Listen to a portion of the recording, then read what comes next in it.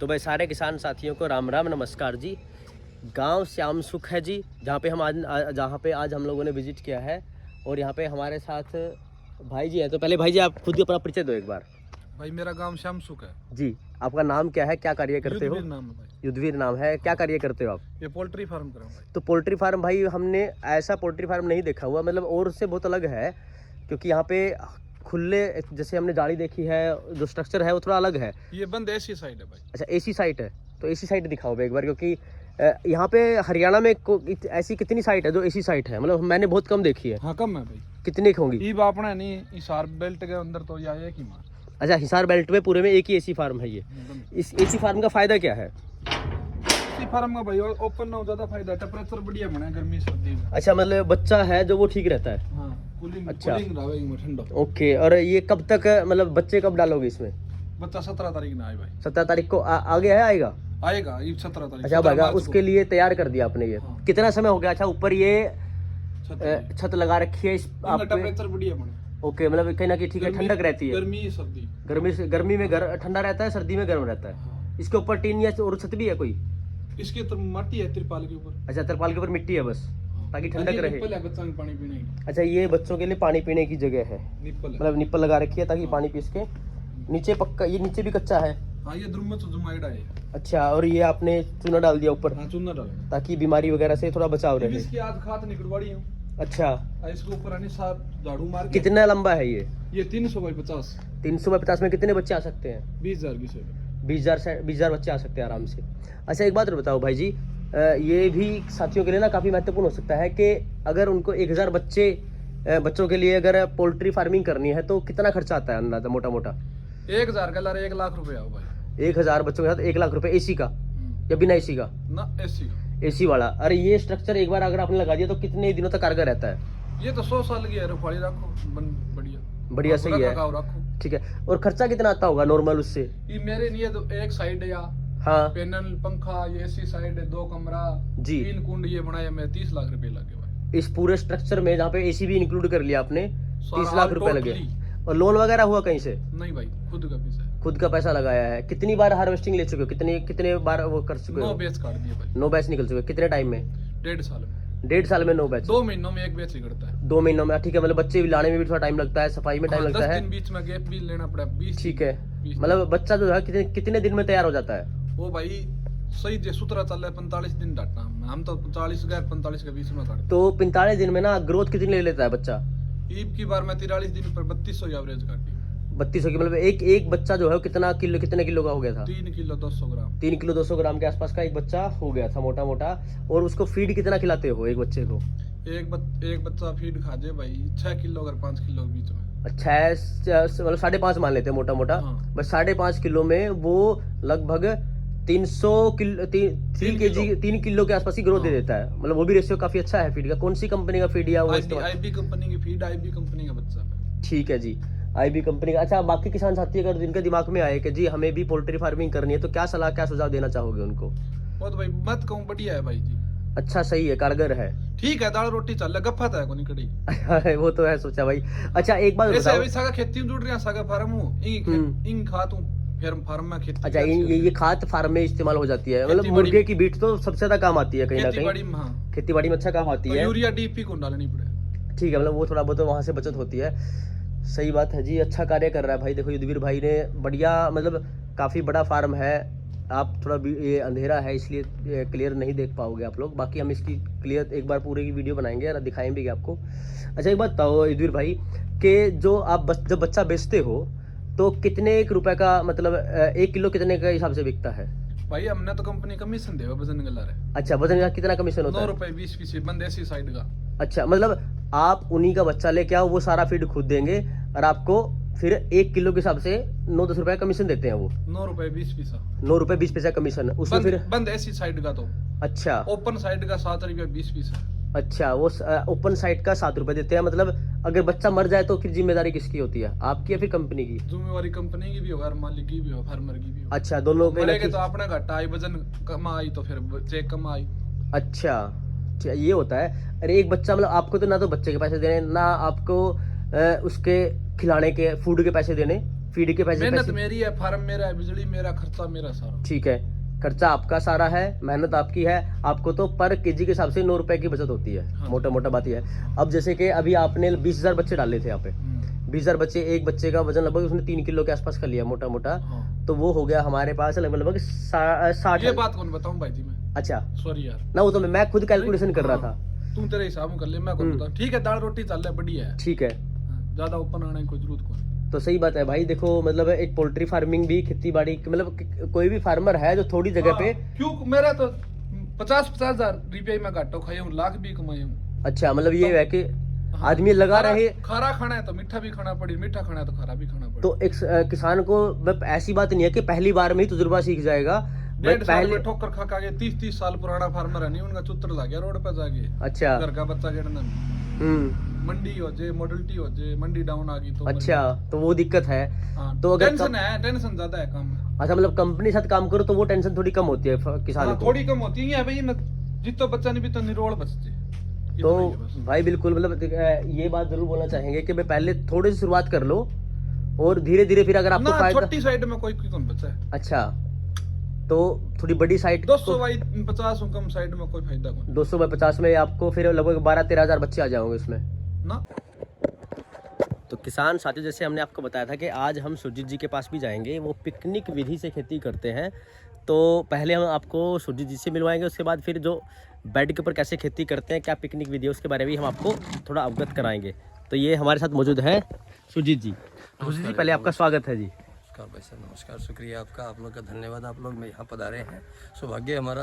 किसानों को जानकारी मिली, कुछ उनको सीखेंगे तो आपके माध्यम से किसानों का किसी भी तरह से भला हो, अच्छा हो, तो कुछ बड़ी खुशी की बात होती है ये हमारे लिए। तो सुरजीत जी कब से आप प्राकृतिक खेती से जुड़े हुए हो, कब से शुरुआत हुई थी, कहाँ से प्रेरणा मिली और किस तरह से कर रहे हैं, थोड़ा वो भी विस्तार से बताइएगा एक बार साथियों मैं को। लगभग 12-13 साल से कर रहा हूँ और ये खेत मेरे पास में 3 साल से है जी। इससे पहले मेरे पास में दूसरा खेत था, वो जी। मैं किसी वजह से बेच दिया, तो मैं इस खेत पे 3 साल से खेती कर रहा हूँ जी। बेसिकली मैं 12-13 साल से कर रहा हूँ और पिकनिक पे भी मैं 3 साल से ही कर रहा हूँ। अच्छा जब से खेत लिया तब वो पिकनिक से ही है। अच्छा, शुरुआती पिकनिक से की थी आपने। हाँ, पहले तो और विधि थी। ये पिकनिक विधि है क्या, थोड़ा वो भी बताओ एक बार। ये है PQNK, पैदावार काश्तकारी कुदरती निज़ाम, जी। अर्थात पैदावार के लिए कुदरत के देसी सिद्धांत जी वो चीज़ है। वो एक पाकिस्तान के साइंटिस्ट है मिस्टर आसिफ शरीफ, जी। ये उनकी पद्धति है। मैं लगभग 2.5-3 साल पहले उनसे जुड़ा व्हाट्सएप के माध्यम से, जी और पहले मैसेज से ही उन्होंने, वॉइस मैसेज ज़्यादातर होते हैं, उन्होंने जवाब दिया और उन्होंने कहा काम कीजिएगा, और उन्होंने जो अपनी विधियाँ बताई उसके मुताबिक मैं काम कर रहा हूँ। जी। तो मतलब ये विधि क्या है, थोड़ा सा एक इसके 3 मूल हाँ, सिद्धांत हैं। जी हाँ, वो पहला सिद्धांत सिद्धांत है कि कम से कम छेड़खानी की जाए जमीन के साथ में, जी जमीन को नंगाना छोड़ा जाए, और जी। जमीन के जो कीटाणु हैं, जीवाणु हैं, वो खेती करने वाले, उनको डुबो के ना मारा जाए। ठीक ये है 3 जी। मूल सिद्धांत है। मतलब फ्लड इरिगेशन ना नहीं, करो। बिल्कुल बिल्कुल नहीं। जी, तो ये 3 सिद्धांत हैं। मतलब बाहर से कुछ भी खरीद के मत डालो, जो हाँ, प्रकृति जैसे पैदा कर रही है वैसा हाँ, पैदा हाँ, होने वैसा दो। कोशिश कीजिए, कम से कम छेड़खानी करें हम जमीन के साथ, मतलब जमीन के साथ भी और फसल के साथ भी, प्रकृति के साथ भी। बिल्कुल बिल्कुल। आप मतलब जो जैसे हो रहा है उसको वैसे लो, उसमें उतनी अच्छी ताकत आएगी। और वो कहना कि वो जैसे जंगल की अगर हम बात करें, जंगलों में कोई खाद नहीं डालता, कोई बीज नहीं डालता, अपने आप सब पैदा होता है। आपको सिर्फ बीज डालना है, अच्छा बीज डालना है बस। बस यही है जी। और उसके बाद में आप उसके मुताबिक खेती कीजिएगा, ये होती है। तो जी आपको थोड़ा ना इनके खेत में किस किस तरह के पेड़ पौधे हैं वो भी थोड़ा दिखाएंगे। तो सबसे पहले देखिएगा यहाँ पे बेड के ऊपर, यहाँ बेड बनाया गया है, बेड के ऊपर अच्छा ये बांस बांस की प्योत तैयार की हुई है।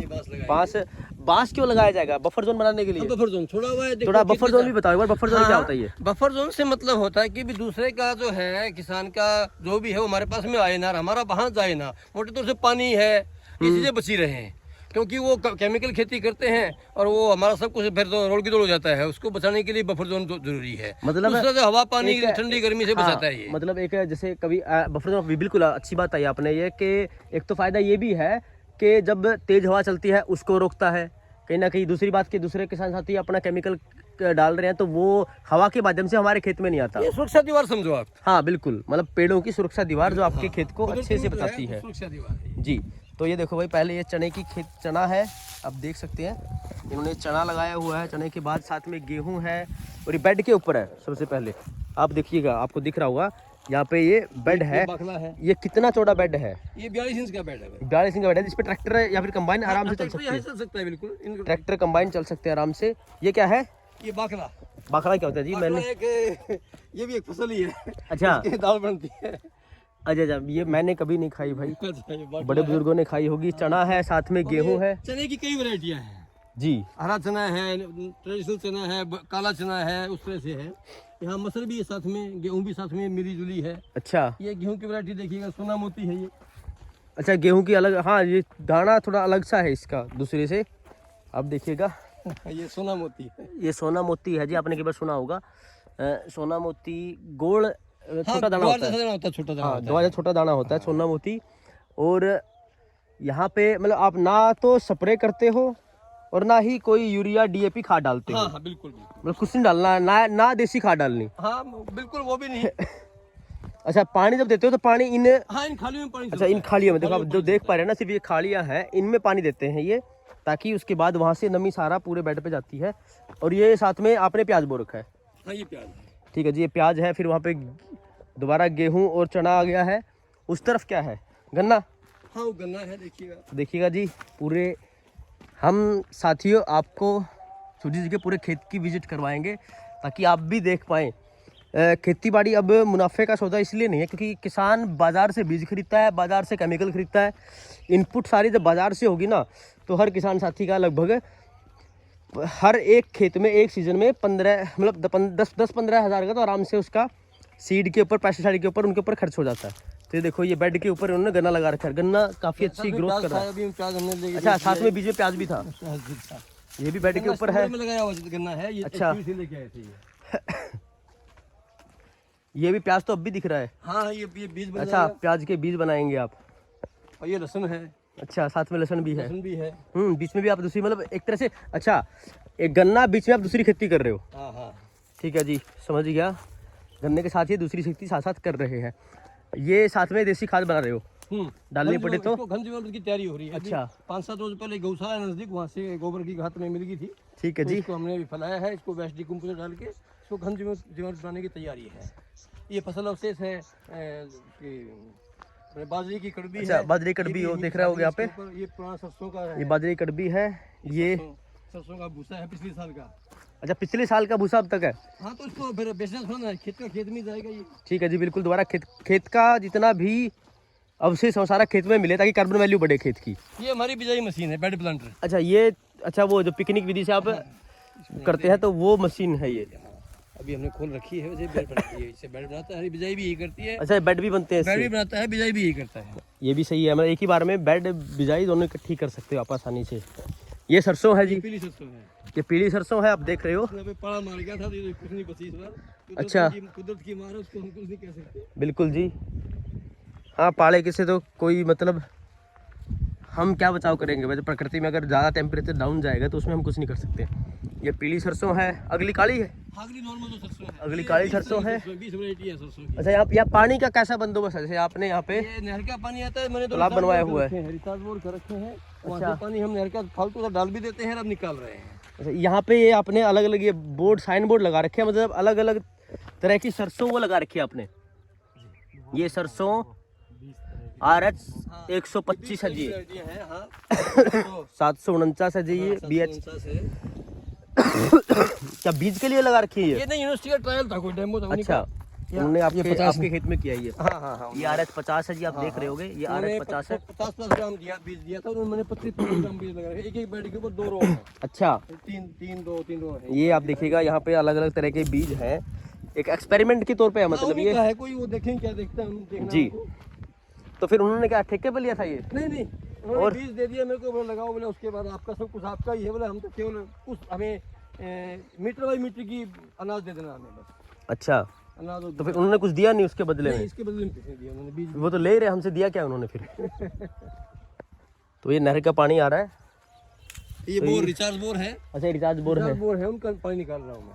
ठीक है जी। ये आगे ये बंसी किस्म है। ये बंसी किस्म है। और ये दूसरी कौन सी है? 306 है। ये 306 है। यहाँ कितने एकड़ में आप खेती करते हैं? ये मेरे पास में सारा खेत 23 एकड़ का है।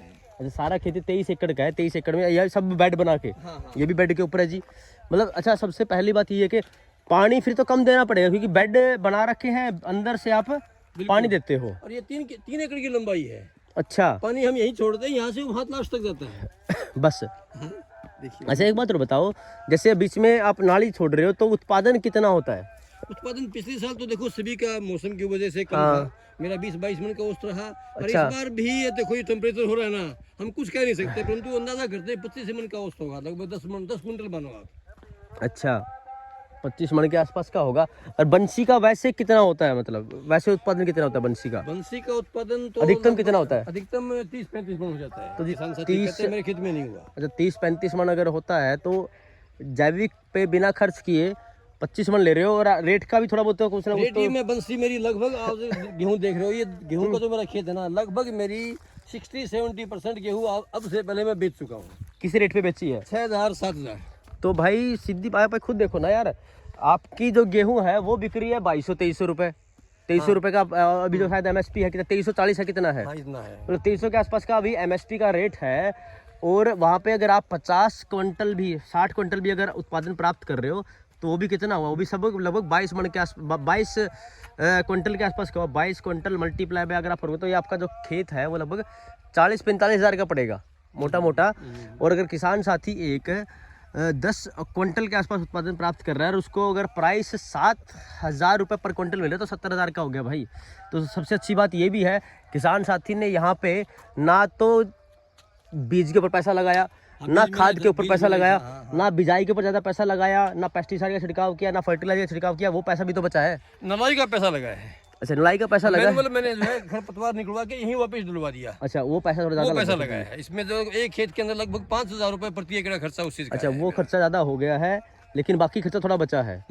और उसके बाद आप देख सकते हैं जी, बहुत बढ़िया, मतलब फसल में ऐसा नहीं कि कुछ कमी है, बढ़िया फसल है। रेट किसान साथी को सही मिला है। तो साथियों, अच्छा सुजीत जी, कोई साथी अगर आपसे जानकारी प्राप्त करना चाहे ना, तो एक बार अपना फ़ोन नंबर वगैरह डिटेल बताओ। साथियों मेरा फोन नंबर है 98-123-23-414, 98-123-23414, और दूसरा नंबर है 98-514-02222। आप कभी भी, अब मैं रिटायर हो चुका हूं तो किसी भी समय साथी जो हैं बात कर सकते हैं। मैं कोशिश करता हूं कि जानकारी देने, जितना जानता हूं उतना बताने की कोशिश मैं करता ही रहता हूं। जी पहले कहाँ जॉब करते थे? मैं हेडमास्टर था गवर्नमेंट स्कूल में। अच्छा जी। अभी अगस्त में मैंने VRS लिया है। अच्छा VRS ले लिया? जी सर। VRS क्यों लिया? VRS बस जी खेती में जी लग रहा था, जितना काम होना था वहाँ जितना काम होना था हो चुका, यहाँ बकाया था इसको कर रहे हैं। तो ये देखिएगा, एक सरकारी हेडमास्टर का जुनून है ये कि VRS जॉब से लेकर के उसके बाद वो यहाँ पे खेती कर रहे हैं। तो भाई ये काबिल तारीफ है चीज़ ये। किसानों को बता रहा हूँ। अच्छा बढ़िया है जी, पहले बच्चों को पढ़ाते थे, अब किसानों को शिक्षा देते हैं। तो किसान साथियों, अगर आपको कोई भी जानकारी चाहिए ना तो आप सुजीत जी से संपर्क कर सकते हैं। हमारा मुख्य उद्देश्य हमेशा ये रहता है, ये ब्लॉग्स जो हम बना रहे हैं उसका भी मेन उद्देश्य यही है कि एक किसान साथी की नॉलेज से दूसरे किसान साथी को फायदा हो उसके। इसमें तो गेहूं जी चना भी है। हाँ दिख रहा है जी, चना गेहूँ दोनों की। इसकी हार्वेस्टिंग कैसे करोगे आप फिर? इसकी ये कोई दिक्कत नहीं है। अच्छा चना अलग हार्वेस्ट कर लोगे? और उसी थ्रेशर से एक साथ में काटेंगे, थ्रेशर से निकालेंगे तो चना अलग उससे नीचे रह जाता है और अच्छा। गेहूं अलग से हो जाती है। कोई दिक्कत नहीं, वो कोई दिक्कत नहीं है। चलो फिर ये ठीक तजुर्बा है मेरा। चलो बढ़िया जी। फिर तो 2 फसल ले रहे हो। अगर आपने ये बोला कि 10-25 मन के आसपास गेहूँ निकल गई तो चना भी तो थोड़ा बहुत चना निकलेगा। हाँ लगभग 1 क्विंटल 2 क्विंटल चना निकल जाता है, खर्चा चना निकाल देगा। हाँ सही बात है, जो आपने चना खरपतवार के ऊपर लगाया था पैसा हाँ हाँ पैसा वो चना चना निकाल देगा। तो सही है जी। ये तो अच्छा, मतलब बेड के जो ये नाली है, नाली के अंदर लगाते हो चना? नहीं, चना इसी के ऊपर। अच्छा इसके ऊपर ही साथ में चना चना बो इसी देते के हो। ऊपर। तो बढ़िया है जी। तो साथियों, अगर आपको सुजीत जी से कुछ भी पूछना पड़े, कोई भी जानकारी प्राप्त करनी पड़े तो आप कभी भी उनसे प्राप्त कर सकते हैं। तो आप हमारे साथ ऐसे ही ब्लॉग्स में जुड़े रहिएगा। अभी हम यहाँ पे काजला गांव में है, हिसार से लगभग 15 से 20 किलोमीटर के आसपास पड़ता है। हनुमान मंदिर, हनुमान जी का धाम है यहाँ पे, काजला हनुमान जी का धाम। अगर आप सर्च करते हैं गूगल पे तो आपको गूगल लोकेशन है उस पर आप सर्च कीजिएगा, आप डायरेक्ट यहाँ पे इस खेत में पहुँच जाएंगे।